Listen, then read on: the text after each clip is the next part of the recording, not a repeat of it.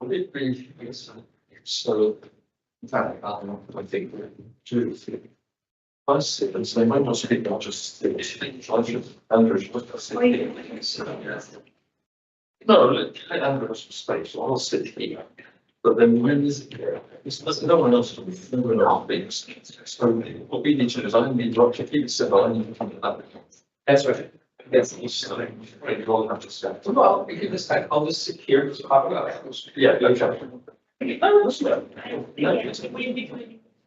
But when we start, I'll just go there, but afterwards, and then you'll, I think that's good. But then at the end, we do questions. So I will imagine.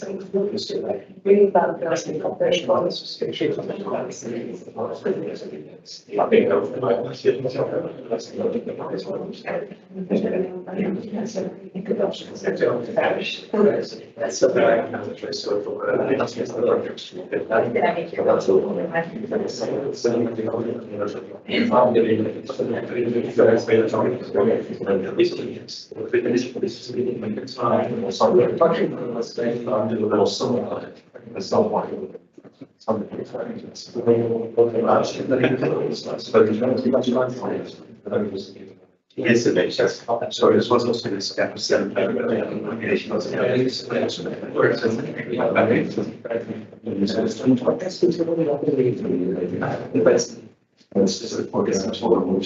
So wonderful. It's going to be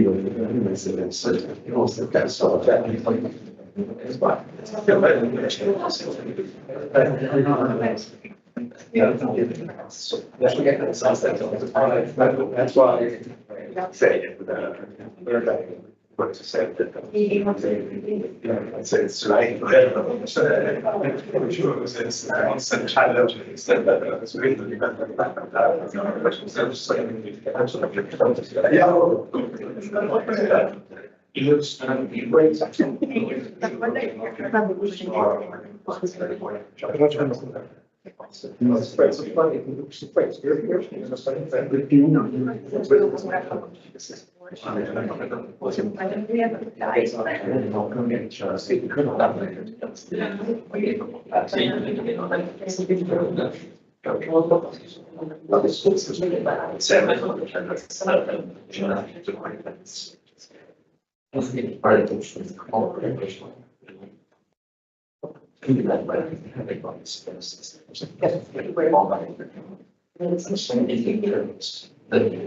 how do you feel about it? You the story. No,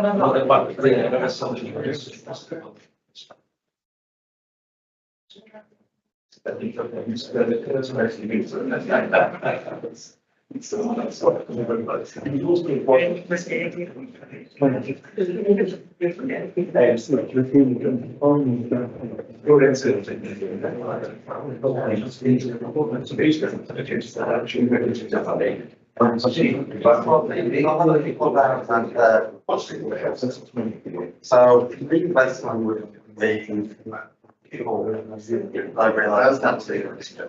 It's okay for me. You know, it's not. When you find out that that checks, so it can be any questions in it, no much. And so, yes, with the because you also about the representation that you know, sure, just some project in the I'm like, the point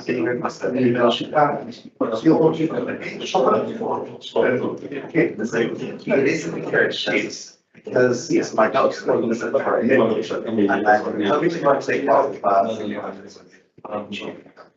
she doesn't be able to be invited for the birthday.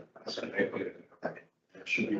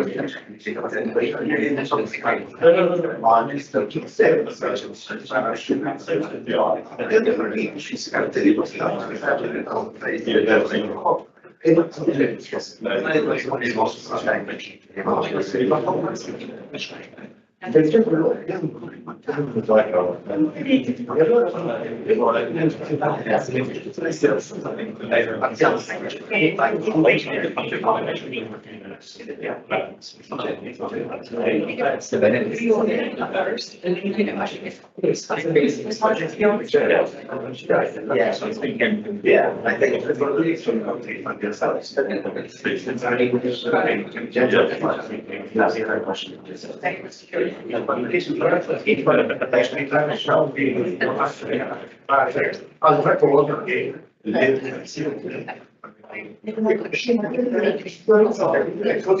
I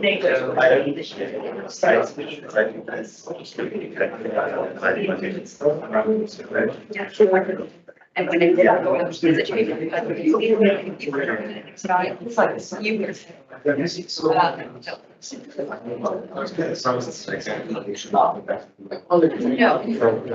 We've got some people.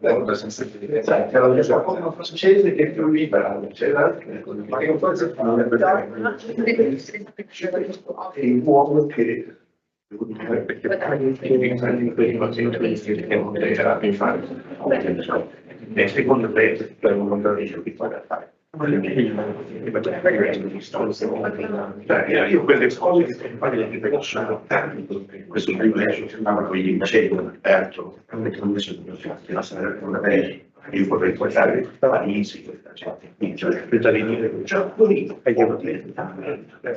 adesso questi collegamenti, adesso ritorci che hanno per esempio la chiesa del Filipiano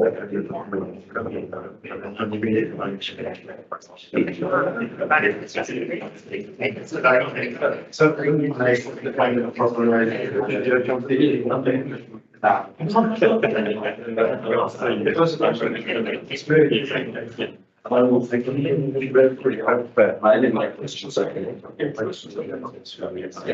We just coincidence. I'm sure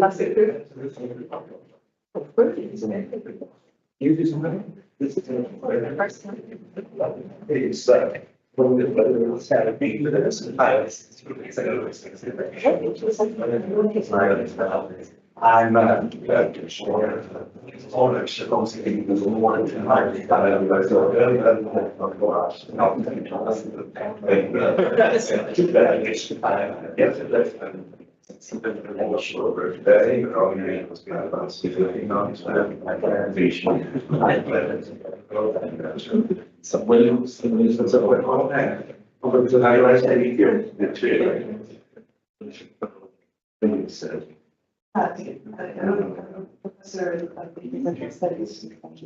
Yeah, you were doing some original. Yes, absolutely. Yeah. That's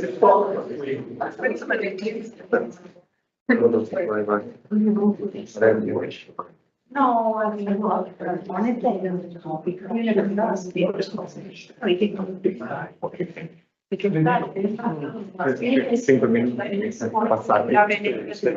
So is it basically people just stand there? Yeah, speak. So I will introduce, then move us. Okay. So he'll sit there. I'll try and look at 2 lights. And then we'll go to that place. So you keep the camera straight and he'll, yes, he'll hear that. Exactly. When we do questions. I think it's exactly.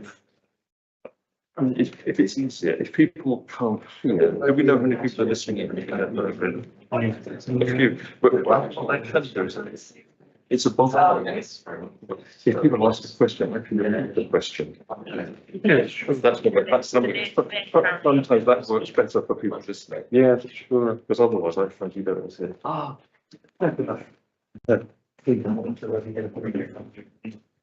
No, dico, lo stai già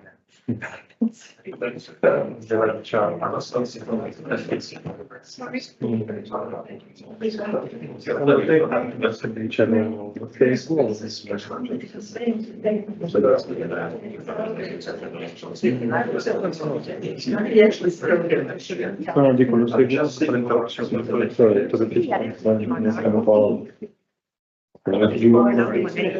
Esatto, sì. Because the told me about the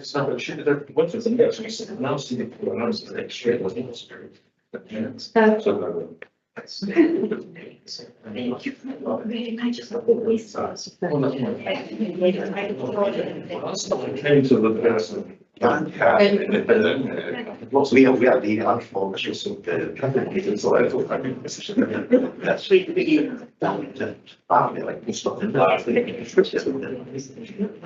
I think that it would be very well to understand it's possible to use this model. Glielo out of it.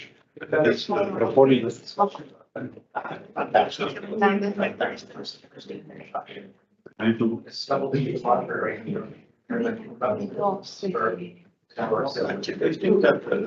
In the summer school, yeah, one significant to discuss with modern in the summer school also.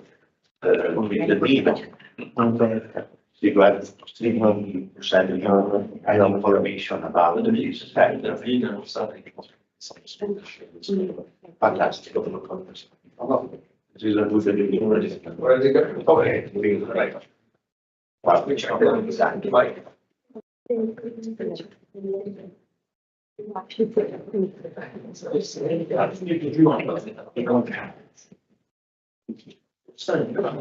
perché io non vuoi.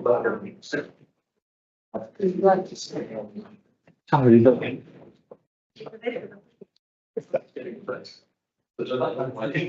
We're looking at the camera.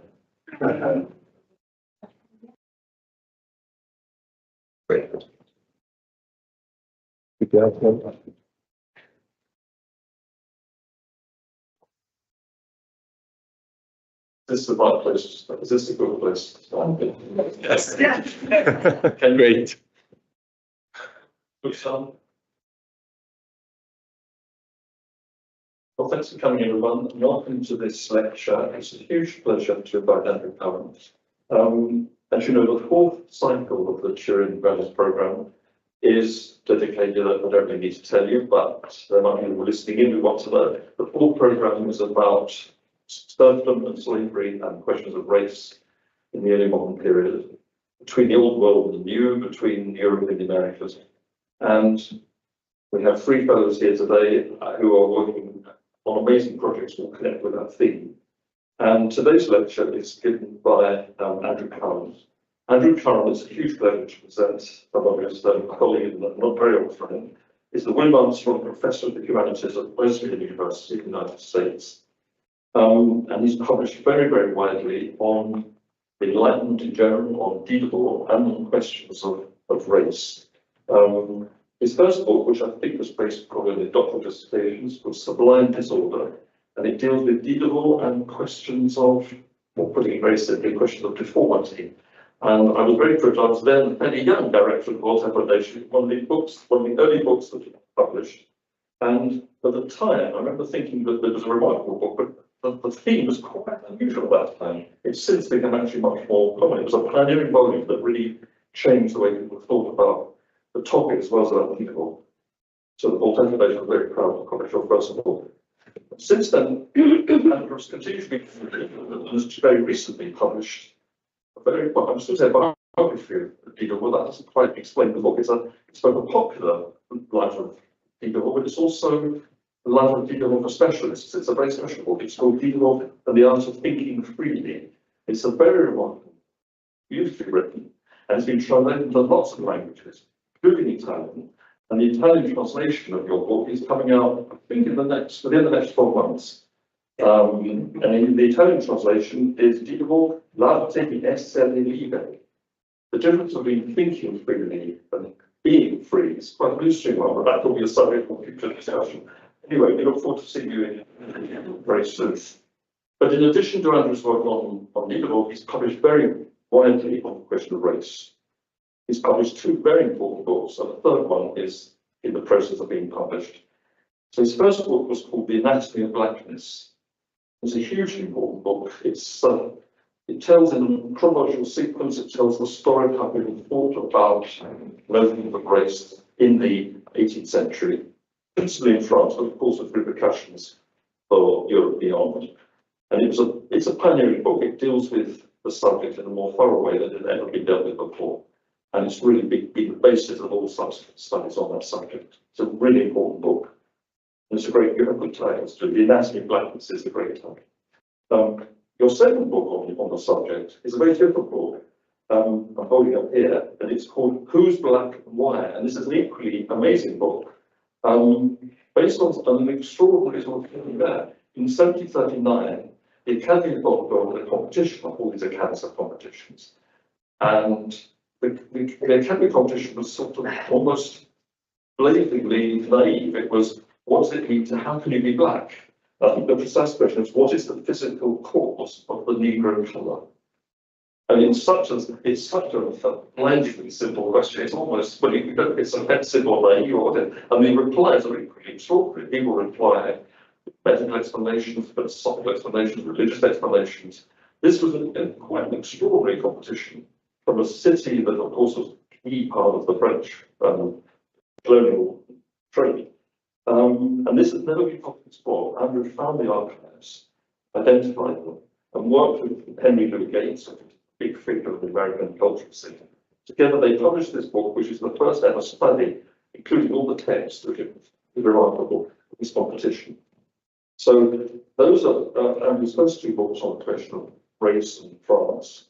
And his third book is called Race Makers, and it's a combination of biography and narrative, I think. I only read part of it. It's a series of biographies which link together for an exploration of how the notion of race came to be thought about and discussed. I don't know if you want to improve on that later, but I think it's fair to say that the lecture about here on Buffon is probably derived from one of the chapters, so it's part of your current thinking. And this book, Race Makers, which I'm sure will be as important as previous books on race, appears in the United States later this year. So it's an incredible pleasure. There's no one who will be more appropriate to think about the issues of our present programme. And it's a huge pleasure to have you there, Andrew. Thank you for coming. And your lecture is on Buffon and the Degenerated Human.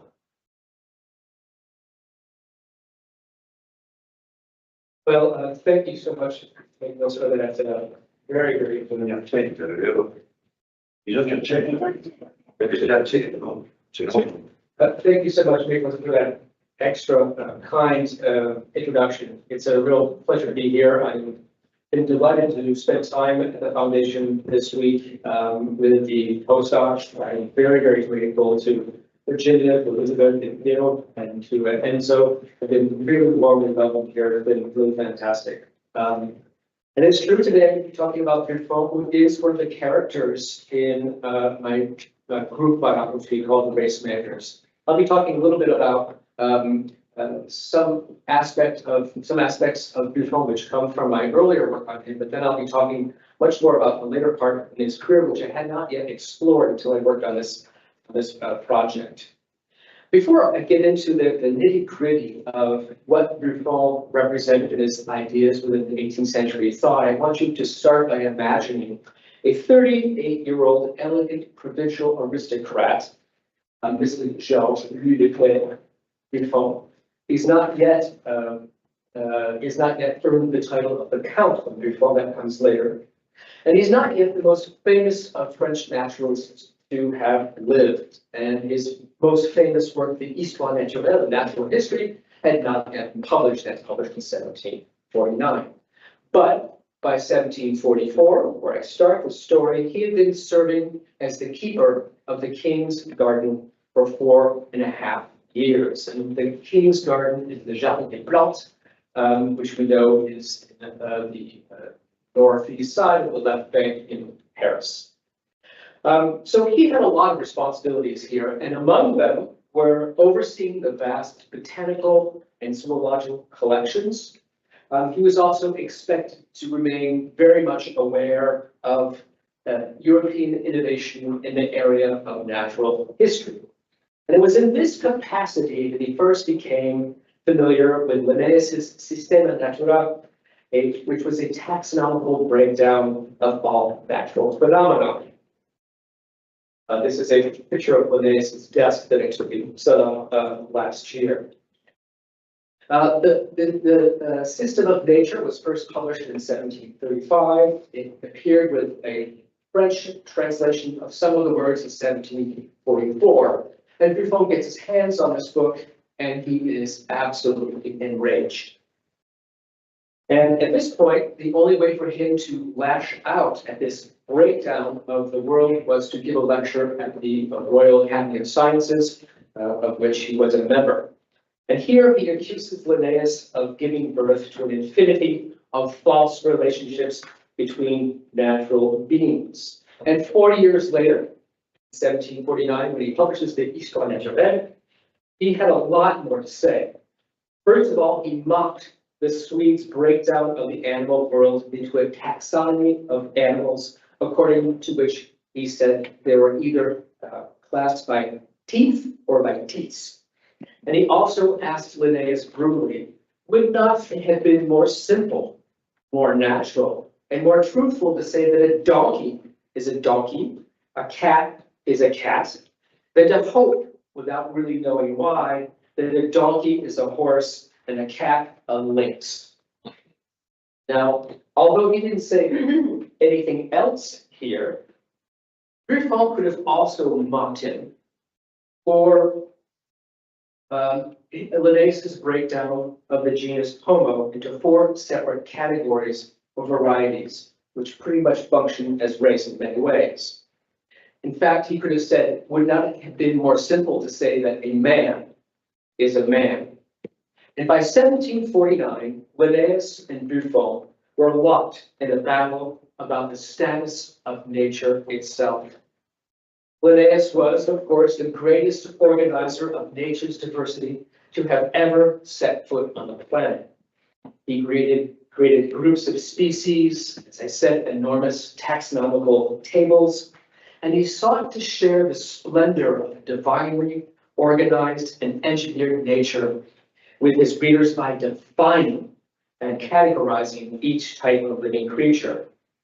Buffon, on the contrary, had rejected what he believed were entirely subjective classifications that taught people very little about the animal and plant world. His method was more descriptive than classificatory, and his goal was to paint a vivid word portrait of each species of plant and animal with an enormous collection of accompanying illustrations that consciously replaced Linnaeus's clinical categories with exquisite prose and evocative imagery. But the colorful prose was not the only aspect of the natural history that distinguished Buffon's worldview from Linnaeus's. Buffon rejected the idea that animal and plant species were fixed and immutable categories. The whole of nature for Buffon was anything but static. It was in a constant state of flux, subject to an ongoing process of transformation and even destruction. And this is a radical understanding of nature. And this postulate even held, as Buffon would make clear in the natural history, for the supposedly sacred and unique human species as well. Now, Buffon never gave Linnaeus credit for anything, but he nonetheless began his study of the human by stating, very much like Linnaeus, that we must categorize humankind, quote, among the animals. Buffon, however, did not define humankind by a series of physical traits, as Linnaeus had done. Nor did he assign a taxon, such as the taxon Homo here, or later Homo sapiens, to the human species. Rather, Buffon underscored the fact that humans have a soul, whether he believed it or not, an ability to be moral beings, and perhaps most important, human beings have a capacity to reason. And it was this specific capacity that Aristotle and others first identified as synonymous with humankind that separates the human species from the rest of the world's animals in Buffon's view. Buffon writes, man is a reasonable creature, the animal is a being without reason. And since there is no intermediate point between the positive and the negative, and since there are no intermediate beings between the reasonable being and the being without reason, it is obvious that man is a being entirely different from that of the animal, and that he only resembles animals on the exterior. To judge him by this material resemblance is to let oneself be deceived by appearances. His friend Diderot said the same thing. Hope or the form or the morphology of various beings and animals is a mask that fools us all. Anyway, moving back to Buffon. Having identified the human species as the only reasonable animal, he then provides a 130-page portrait of what it means to be an individual member of the species. And this begins with an assessment of our existence as a pain-racked newborn. It's a brutal assessment of childhood as well. He moves on from this time in our lives to adolescence, to our rising fertility, to our procreative desires, and to the best stage of being a human, adulthood, at which point he says we all begin to perish.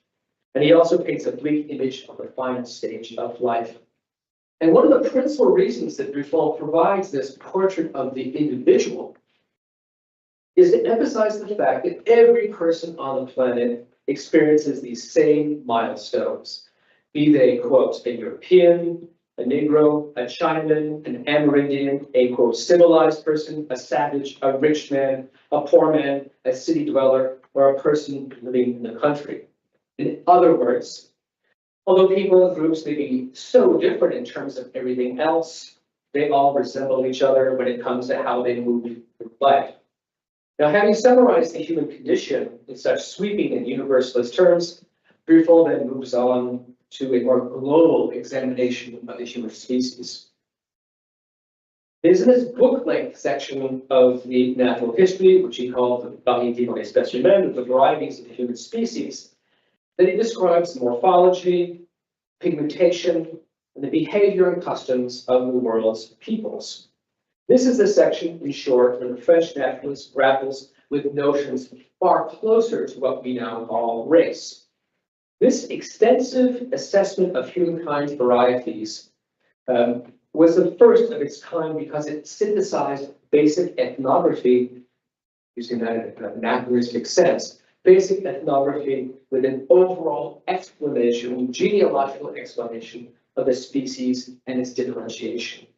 And if you read the third volume of the Histoire naturelle, which, as I said, appeared in 1749, you will see that Buffon utterly overwhelms the reader with descriptions of hundreds of different phenotypes, all of which are organized geographically. Many of these portraits, unsurprisingly, from a 21st century perspective, reflect European prejudices and xenophobia, which flowed through to Buffon, both at Montmartre and in Paris, from the travelogues that he was reading, his correspondence as well. And contemporary students, my students, are often shocked by the lack of cultural relativism that we find in this book, and in certain cases, what we now call explicitly racist stereotypes. But Buffon is quite complicated, particularly when we look at him in a larger context, and I hope to do that today.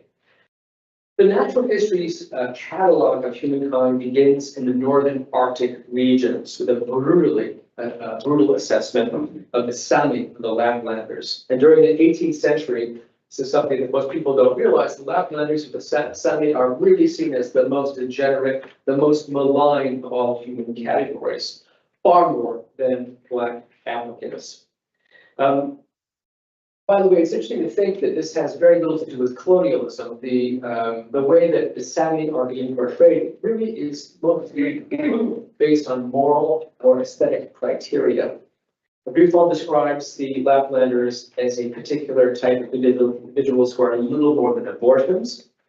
And he also talks about the gestational problems, potential problems rather that may come from strange gestational phenomena. The best way, he says, to distinguish among the individual members of this particular category was by identifying them on the basis of who is more or less deformed after birth.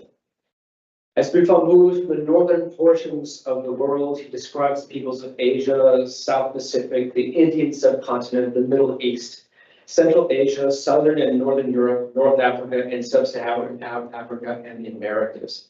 Again, as I said, this is rife with reductive assessments, but not everything that he writes in the varieties points to an unambiguous ideology of European superiority or racial hierarchy.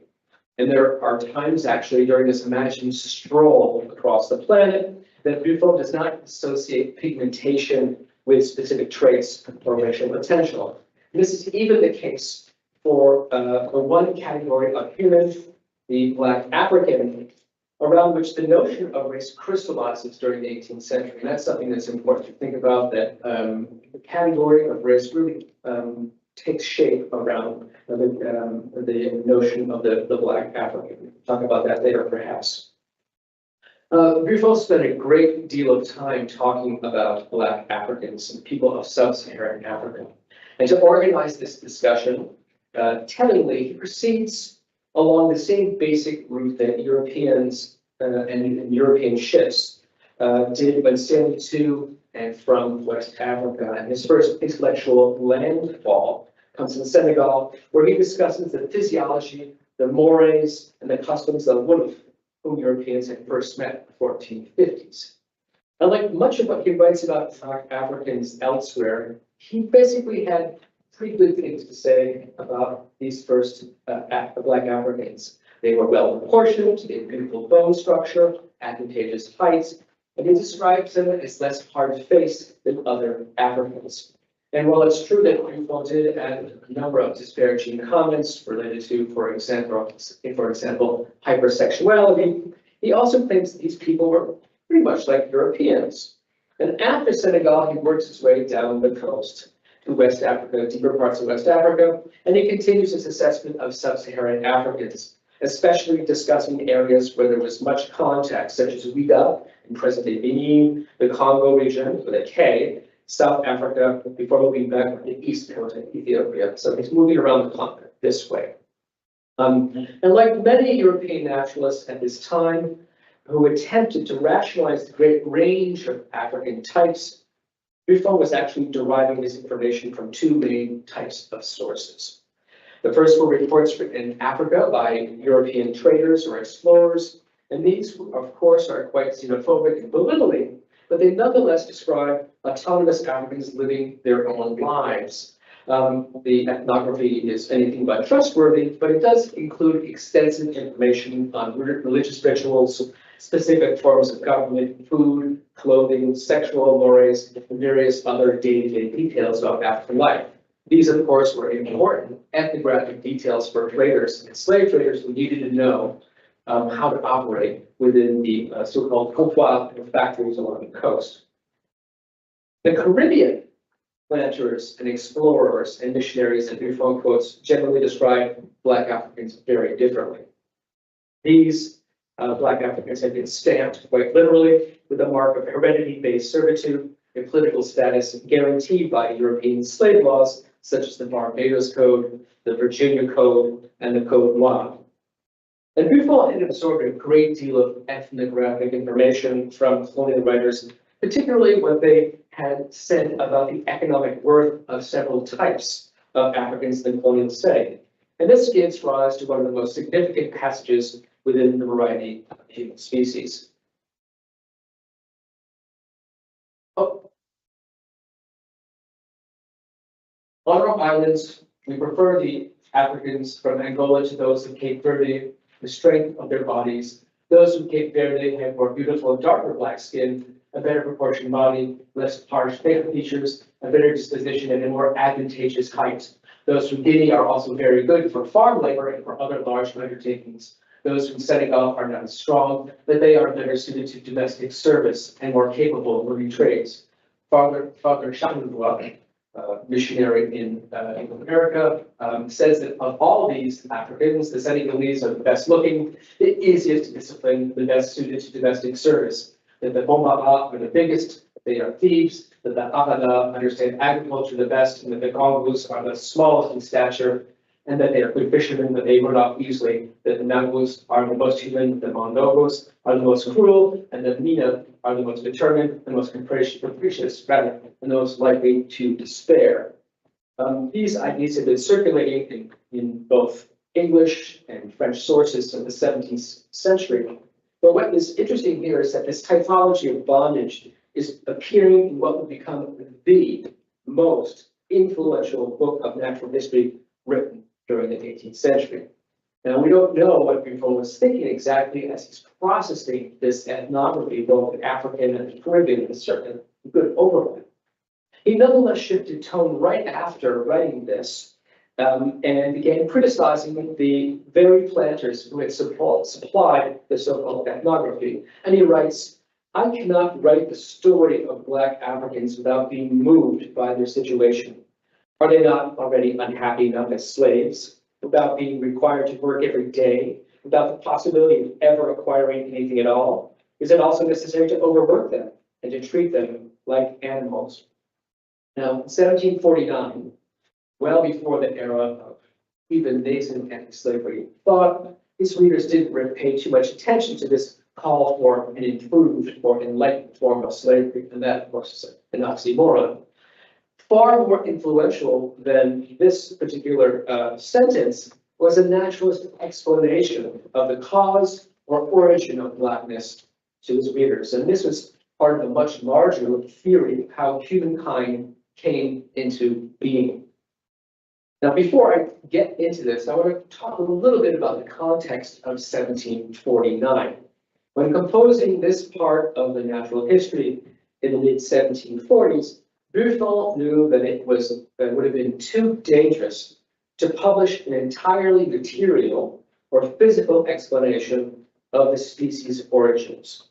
In 1749, when King Louis XV was actually rounding up political poets and various other thinkers for their heterodox ideas, including Diderot, who went to jail in October of 1749.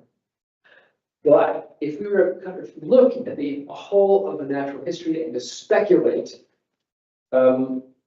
what Buffon was thinking about the overall history of humankind, including that of all living creatures, we could begin by saying that much of life probably came about, in his estimation, due to spontaneous generation.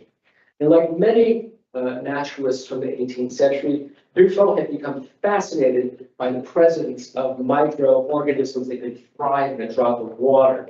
This is basic growth that you find in water. And he was convinced that these small beings suddenly came to being in the present moment. That they could do so, in his opinion, proved conclusively that life, animal life, could spring into existence without divine intervention. And one can, in fact, infer from Buffon's musings of the natural history, they probably believed that humans, too, had somehow spontaneously generated from fermenting matter before somehow stabilizing as a species over time and then acquiring the ability to pass on hereditary traits. Now, as I said, Buffon never talked about the origin of the species as a whole at this point, but what he did evoke was how different types of humans on the planet had come about as a result of environmental or social factors. And before relating the story of human differentiation, he needed to answer a big question: which was the first human type or race? And in 1744, the same time I started this talk, the same year I started this talk, Buffon's friend and his fellow member of the Paris Academy of Sciences, Pierre-Louis Louverture, had provided an answer to this question by studying what he believed to be a cross-racial phenomenon, that of the albino. Now, before going on, I need to provide a little bit of a footnote here about albinism, what we now call hypopigmentation. 18th century naturalists believed that albinism only occurred among black people. If a so-called albino was born in a black family, that person was referred to as a white Negro. Now we come back to THP. In his dissertation on the white Negro and in his Physique, Physical Venus, which was published in 1745, he claimed that the occasional appearance of albinos born among black-skinned populations was a clear indication that the original population on Earth was white, and that these albinos were throwbacks to their primal state. White, he concludes, is the color of the first men, and it is only through accident, that's an important word here, accident, that black became a hereditary color among those vast families who populate the torrid zone. The notion of accidentalism here is very important in the overall understanding of the human species. Now, Buffon, later on, 1749, not only accepts this explanation, he uses it to provide an enormous degenerative history of the human species. He writes, as soon as the first group of white humans began to move around the world and spread from climate to climate, their nature was subject to various alterations. These changes were minimal in temperate regions, the same lands that Europeans presumed to be the place of humankind's origin, but were much more severe when continents had been crossed. Time, too, is a factor for Buffon. It was only over the course of centuries, he believed, that the effects of climate, food, and specific behaviors gave rise to the enormous palette of colors, phenotypes, and ultimately degenerated human varieties that are found on the planet. As appalling as this idea might seem now, the theory of degeneration allowed Buffon to strike a blow against the increasingly popular Linnaean notion that one could assign people to fixed categories. His aversion rather to these strict human taxonomies can be seen in how he used the word race. He only used the word race to identify particular biological lineages, including the black race or the Laplander race. He does not use the word race to create a series of, or to identify a series of essential traits. Race for Buffon is more of a flow of heredity of traits than an essential category. And this is exactly why he calls this section of the natural history the varieties of the human species. His intention was to emphasize an uninterrupted and enormous continuum of color varieties, beginning with the whitest of whites and ending with the darkest of darks. Degeneration as a concept had another advantage as well. It allowed Buffon to challenge what he saw as the most vile and misguided anthropological theory of his time, the polygenist claim that the Negro, the Laplander, and the white are all members of a different species. Although he acknowledged that people living in extreme climates had degenerated significantly, he was also very careful to emphasize that these shifts were, as he put it, in no way original or distinct. They were only on the exterior, only superficial. And this commitment to a unified vision of humankind culminates in the most universalist declarations in the natural history. He writes, "It is in fact certain that all humans are nothing more than the same man who has been adorned with black in the torrid zone and who has been tanned and shriveled by the glacial cold at the Earth's pole." Now, although he didn't say it here, Buffon made clear that the tendency to divide humankind into separate species was not only scientifically unfounded, it was intellectually lazy. In fact, to properly understand the human species and its varieties, one had to look beyond skin color to a far more essential criterion: the ability of human groups, whatever their color, to interbreed, to reproduce with each other. Interfertility or interfecundity is the only true measure of who belonged to the human species, in his opinion. So this is in 1749. I want to move on to the later portion of his career. He had really published the vast majority of what he would say in this early part in his career, and during much of the ensuing the next few decades, he dedicated most of his time working on the animal world, and he did most of the time did this quite a bit at his chateau at Montbard. I figured if I was going to show you Linnaeus' desk, I could show you Buffon's desk as well. And in this small office, Buffon developed portraits of a range of animals, an enormous range of animals, including the dignified and regal lion, the intelligent elephant, and the amoral and nasty hyena. And the number of beautiful portraits provided in many ways really show Linnaeus that this is what the animal kingdom was, not a taxonomy. He developed these things over the course of these decades. And in fact, one might say that quadrupeds absorbed much of his life during the 1750s, the 1760s, and then the bird world was taking up the majority of the 1770s. But finishing the natural history was a race against time. He was born in 1707. He lived a very long time, he lived 80 years in the 18th century. And it was really unlikely that he was going to complete the natural history, hopefully delegate the final volumes to Duval. But it was even more unlikely in 1767 when he began composing an entirely new and speculative history of the world called the Epoch of Nature, his Epoch de Nature. And here, he not only attempted to explain the origins of life on Earth, it's a better time to publish these ideas after Buffon died, and the encyclopedia finally come out in 1765. He's not only explaining the origins of life, he's starting to think about the origins of the human species as well. And this became the most popular and contentious volume of the natural history. As I hinted before, Buffon did not believe that there was an all-powerful deity who created the world with a wag of the finger.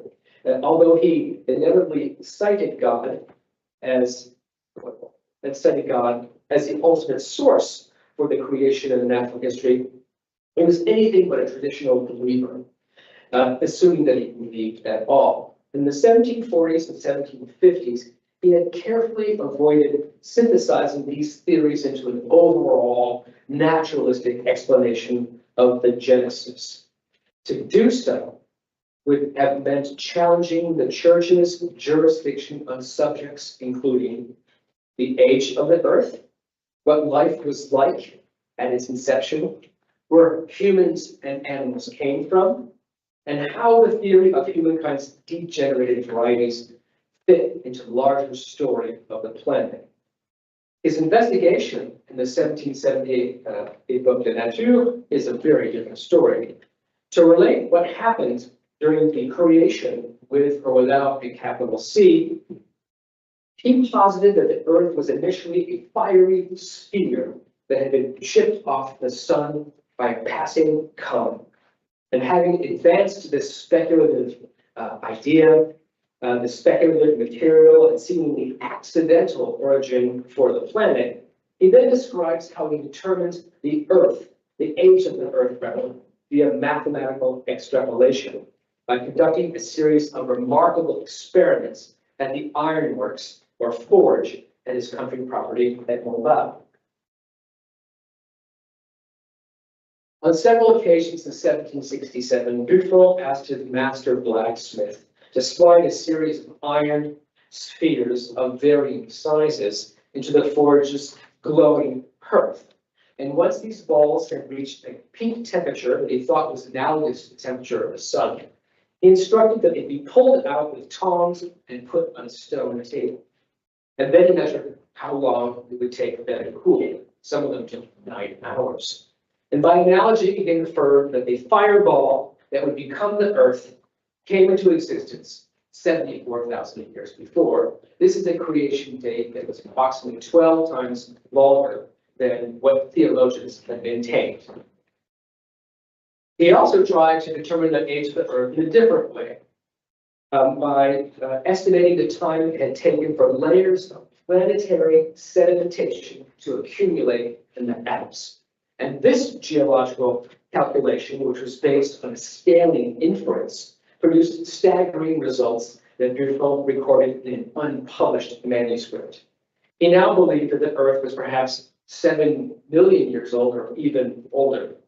It's interesting to note that in 1754, Kant, in his Universalist Natural History, had talked about millions of centuries as well. So the idea of deep time is happening a lot throughout Europe. Now, revealing any number was kind of dangerous at this point in France, and so Buffon decided to stick with 74,000 years. That was enough. But he made his point. The more that people replace the constraints of biblical science with experimentation and observation, the closer they would get to real truth about the human species or the age of the Earth. And the truth that he thought he had found was that the Earth had come into orbit first as a ball of fire, and then over the course of the next 35,000 years, this new and unstable planet began to cool while simultaneously producing new mountain chains. And this stage was followed by the third epoch of nature, a 15,000-year-long flood during which the first life forms, fish and plants, sprang spontaneously into existence. And for the fourth epoch, which was only 20,000 years before the 18th century, Buffon described how the Earth's churning interior gave rise to tremendous volcanic activity that both dried some of the Earth's water and contributed to the formation of the continents. And by the fifth epoch, Buffon maintained that some of the largest animals known to men, such as elephants, had come into being in cold regions such as Canada and Siberia. And he carefully at this point claimed that human beings were also created by God at this time, whether he believed it or not. And during the sixth or penultimate epoch, according to Buffon, the continued cooling of the Earth obliged animals and humans to migrate south, where it was a little bit warmer. And finally, during the seventh and current epoch of nature, he claims that humankind, at least certain varieties of humankind, had invented the tools and technology necessary to dominate nature. So let's review it a tiny bit here. It's important to note that Buffon's version of the human story had changed significantly over the course of 3 decades. In the mid-1740s, he simply stated that an original group of meandering white humans had morphed into a wide range of varieties due to the climate, food, and customs. 30 years later, in the 1770s, he recounted a story that was far less compatible with the idea that Noah's 3 sons and wives had left the ark somewhere in the Caucasus and spread out over the earth 6,000 years before. According to this new version of events, the first race had somehow been created or come into existence during an epoch when the earth was still spewing a tremendous amount of heat and lava from its volcanoes. This was a brutal time for the first humans, according to Buffon.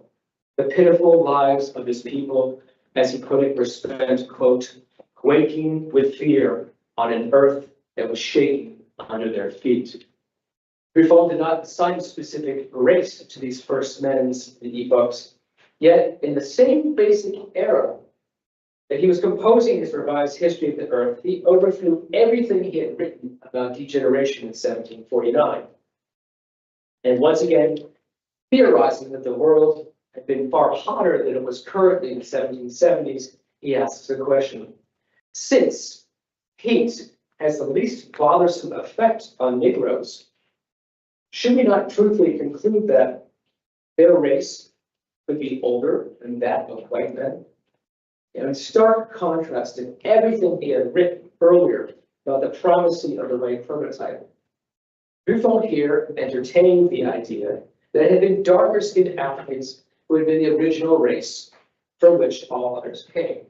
Now, this idea, which we know now to be the case based on the examination of mitochondrial DNA, was not appreciated by Buffon's readers at all.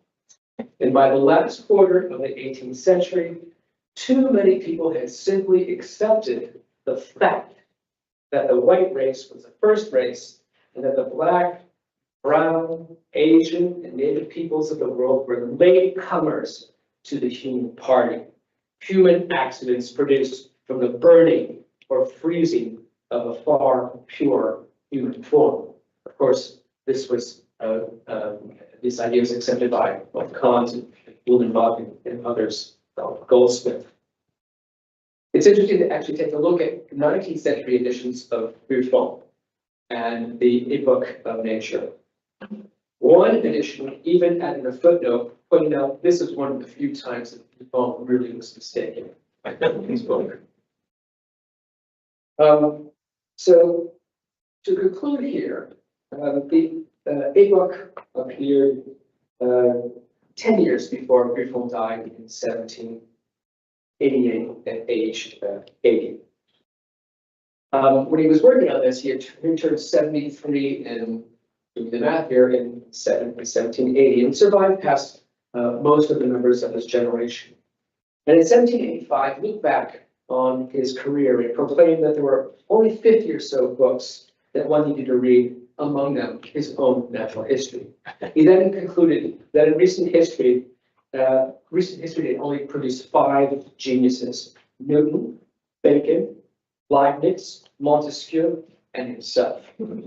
Posterity had been a comfort for Buffon as he moved to the final stage of life that he described in the natural history.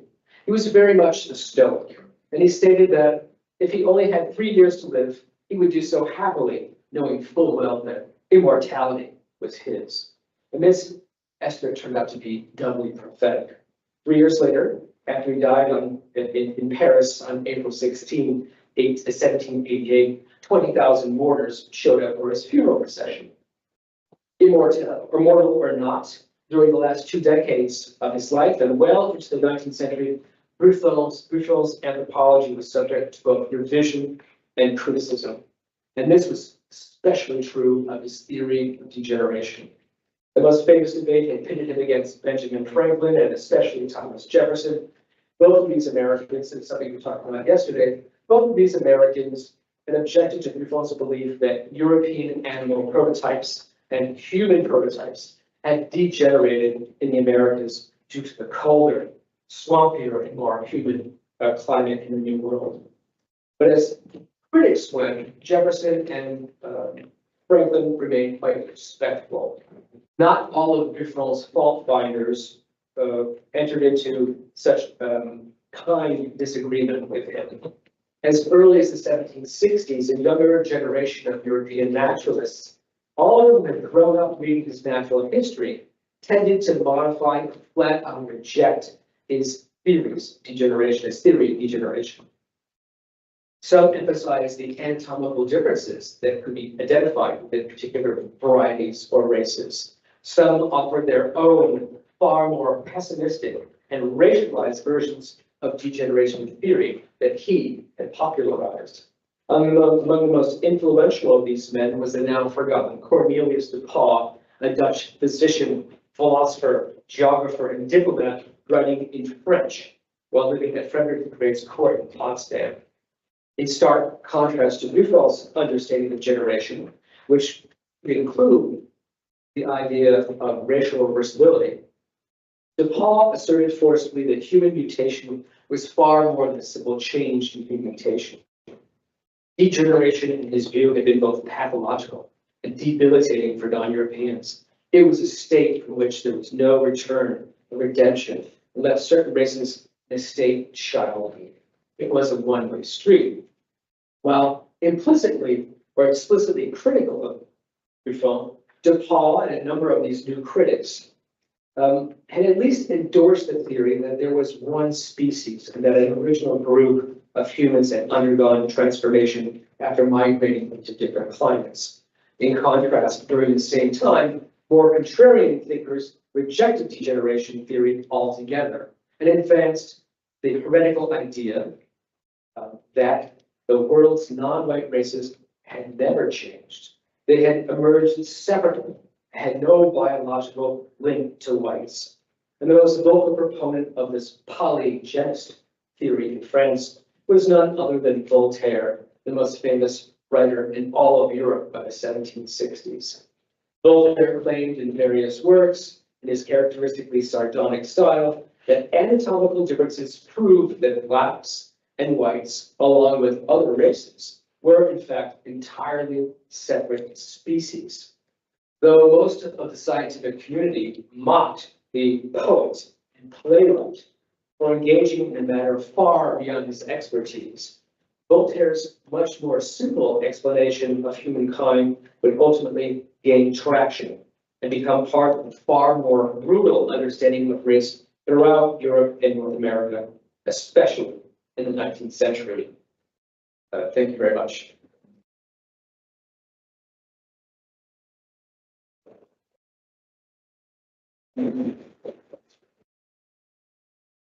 Andrew, thank you very much indeed for that lecture, which was amazing and covered an extraordinarily wide range of topics in a way you make very difficult things seem very clear.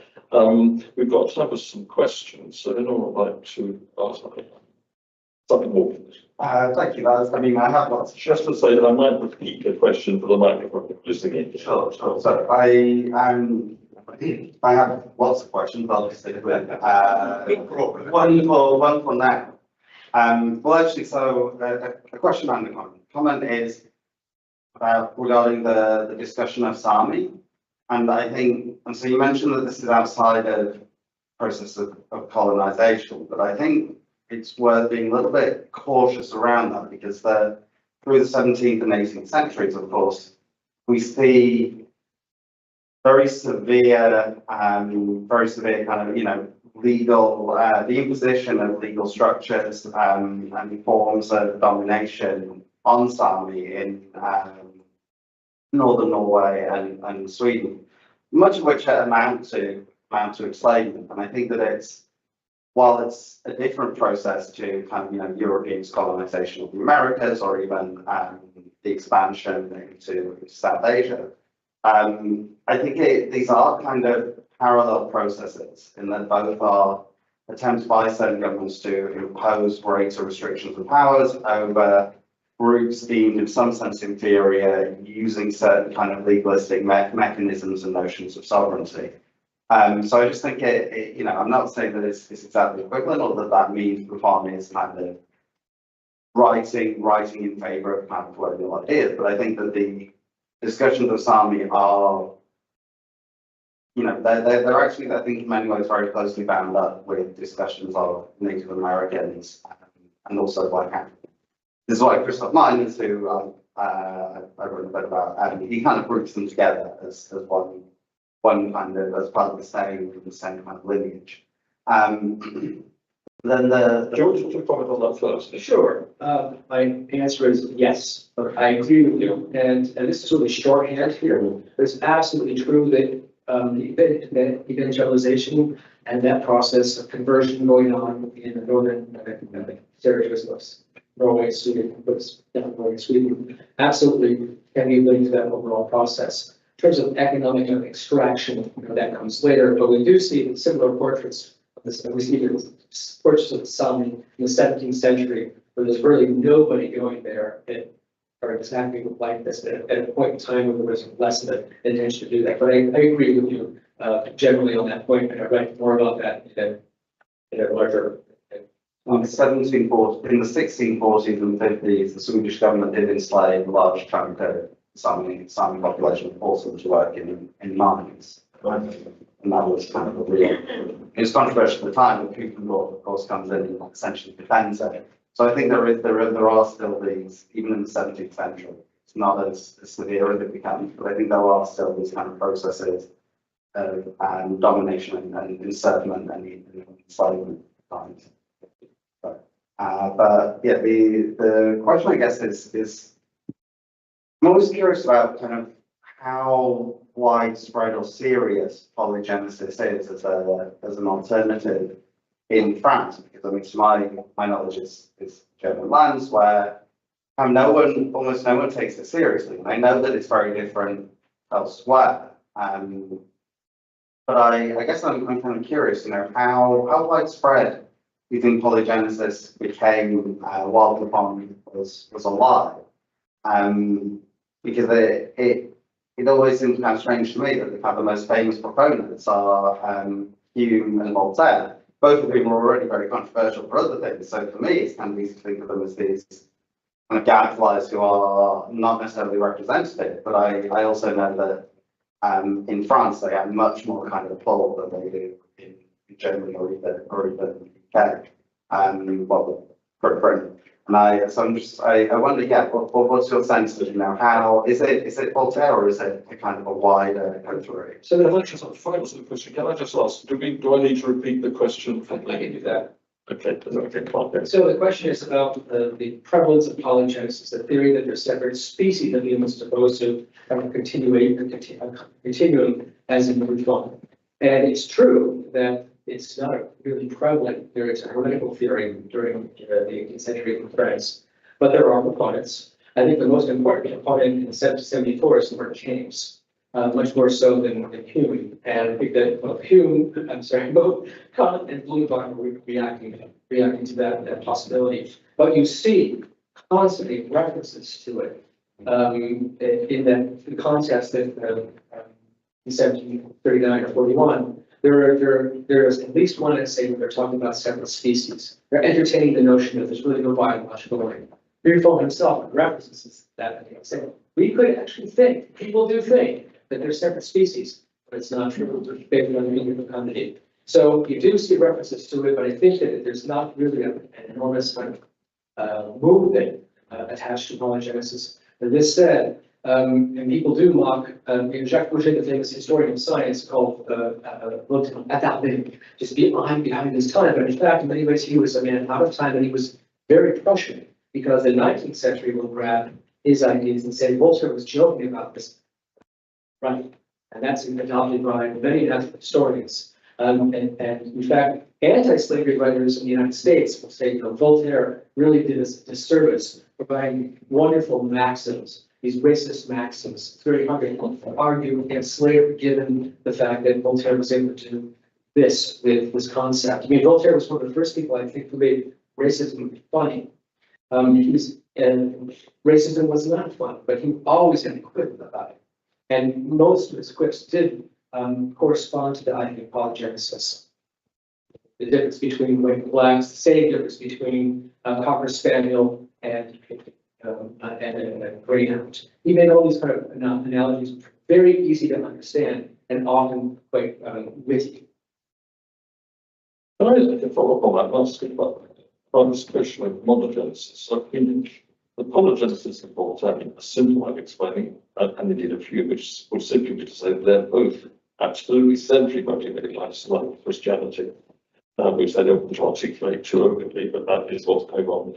Both Hume and Voltaire just want to reject orthogenesis. I mean, is it, at some level, that's the underlying motivation. And that's a very important question. So the question is really about the relationship between monogenesis, which is an ostensibly naturalistic explanation of humankind, and the Bible, and in biblical anthropology, as we call it, the idea that those aren't lands, Caucasus. This is where the word Caucasian comes from, or at least instituted by Blumenbach.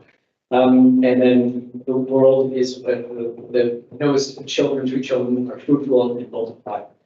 I think it's absolutely true that when the French are putting forward a naturalistic explanation, they're going to put forward an explanation that's compatible with that notion. And is one of the reasons why both Voltaire and Hume go after that, because they find that to be biblical nonsense. And the fact that these naturalists are thinking along those lines and substantiating the idea of something, an idea of a scientific concept that's compatible with the Bible is really horrible to both of them. And Voltaire will not let go of the idea, as you know. Once he gets it, and he will just keep on hammering at that thing, trying to underline that concept. Would it be even referred to so when you think of people without knowing as well as you do, the first thing we think about is that phrase of the variety of human types. So that's a well-known phrase. And listening to you today, I began to think, we know that primarily we do know that Buffon shared Voltaire's views about the existence of God. was just much more cautious about it. In later, like he tells a visitor to Montbard what he really thinks, but he troubled his views all his life. And so we're pretty sure about that. But in the way he develops the idea of variety, is he actually trying to make the notion of monogenesis? Sorry, if you make that of polygenesis, somehow more. He's trying to make monogenesis more flexible. So variety is sort of, he wants to have monogenesis, but somehow given source nova rule, allowing variety and evolution. It seems to me to be redefining what polygenesis means. That's his way of getting out of the bigger that. Well, certainly, it's important to remember that Buffon was sanctioned twice by the Sorbonne. He's always going to position himself in a way he can't stand the Sorbonnista. He's always trying to write in a way that will be at least tolerated, even though he's got the keys and combinatorics to be very careful about that. I'm not sure whether, I don't quite understand your question about what he's using monogenesis for in varieties. So. Well, I didn't put the question wrong. I think Voltaire comes out cleanly as derives modern biblical account, so he just wants to be associated with anti-biblical. I think Buffon's much more cautious, so we took our variety. My first thought was, well, that's polygenesis, it's multiple things, but actually it's not. It seems to be he's sort of redefining polygenesis rather carefully. I think the way he's really doing is working back from the physiological reality of interfertility, and that's the primary thing. He's studying what he likes to think, but what he likes to think is that he's studying nature, the way nature works, nature's processes, and from there he infers an overall paradigm for explaining the human kind. Whereas Voltaire is a priori, which is a kind of éclater l'enfant and kind of get rid of the Bible. So his theories of humankind, his anthropological theories are designed for biological reasons. I think Buffon's are really based on what he believes to be the reality of the human species. So, yeah. That's it. If I remember in the first volume of the history, natural history of Buffon, is completely dedicated to epistemological problem. What is possible to study the nature? What is possible to study the physiology in general? And above all, if I remember well, it puts the problem of the probabilistic knowledge, because in the young formation was connected by the problem of mathematics. In general, is mathematics the field that Buffon and origin.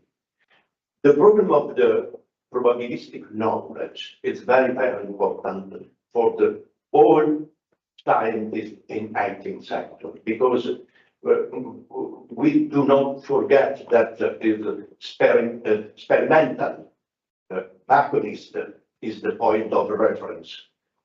The point of reference in the method, the scientific method. The problem of the representation of the nature is the fixism of linear and the dynamic of. I think that the theory of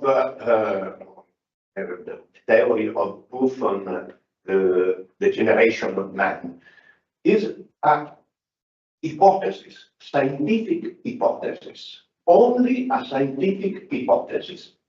Then we have a lot of type of debate, big discussion, but I think that we need to distinguish very well the scientific problem, debate in the community of the scientists, and the utilization of the science, utilization of the scientific hypothesis in the debate of legitimation of slavery, the race, the transformation, the metamorphosis of the meaning of the word race.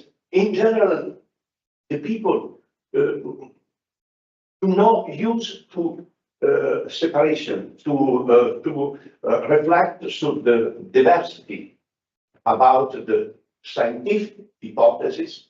For all people in 18th century, scientific hypothesis need the proof is not the geometrical demonstration, is not the true mathematical truth. It's different from Newtonianism. It's different from Cartesian demonstration, geometrical demonstration. And for the people that study what is the origin of the science of man in Enlightenment culture, is connected to the problem of the backgroundism above all, and different use of scientific hypothesis of the representation, the metamorphosis of spaces is very, very important for Diderot. Diderot is incomprehensible without this representation of the metamorphosis of the species. I think that it's very important for us to reflect about the first volume of history of nature of Buffon. I think that's a great comment about methodology. I think it's very interesting to think that in a work such as the History of Nature, there are multiple competing methodologies that exist at the same time. You're right to point out that Buffon is a mathematician, and that's how he gets into his hanging out with the Newtonians in the 1730s and 1740s. So that's how he gets into the Académie des Sciences. He's does a study in the Foncaro, the game theories, very much into that whole notion. He's also the reason he's tapped to be the keeper of the King's Garden is that he does experiments in dendrology, in forestry, and Lombard. The king loves that, and ultimately that's the thing that gets him into the King's Garden. And then the speculative things you're talking about as well. So we can see there are multiple methods, and that's typical, I think, of the 18th century as a whole, that we see lots of different competing, almost contradictory methods that kind of coexist. Thank you. Thank you so much. That was really interesting. And I think it illustrates so clearly for me how there's no consensus over trying to understand race in this period. What really struck me was sort of this whole idea of accidents, specifically with degeneration theory, how blackness is an accident, but then later on in Buffon's life, using the creation of Earth as an accident. I suppose what I'm wondering is, in a lot of the 19th century writings, you have this idea of blackness as an accident with a lot of moral judgment attached to that. Do we find that in earlier stuff with Buffon as well, or is it very much seen as in a scientific way that, you know, accidents happen in nature, the naturally occurring phenomenon, etc.? Great question. Well, that's one of the stories.